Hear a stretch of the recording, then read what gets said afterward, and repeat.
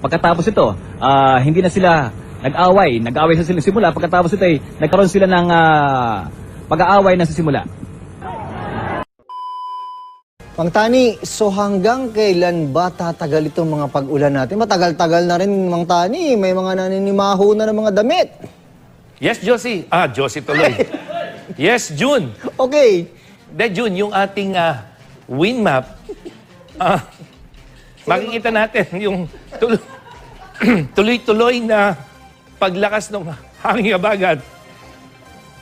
At ito ay dahil doon sa bagyong Josie. At hindi lang ngayong weekend, kundi maaring Lunes hanggang Martes, tuloy-tuloy itong paglakas ng hangin habagat. Kaya mga kapuso, hindi lamang po ngayong weekend makakaranas ng mga pagulan, kundi maging sa mga susunod pang 2 hanggang 3 araw, June. Mang Tani, sige, maraming salamat sa iyo. Baka kung ano pa matawag mo sa akin. Maraming salamat.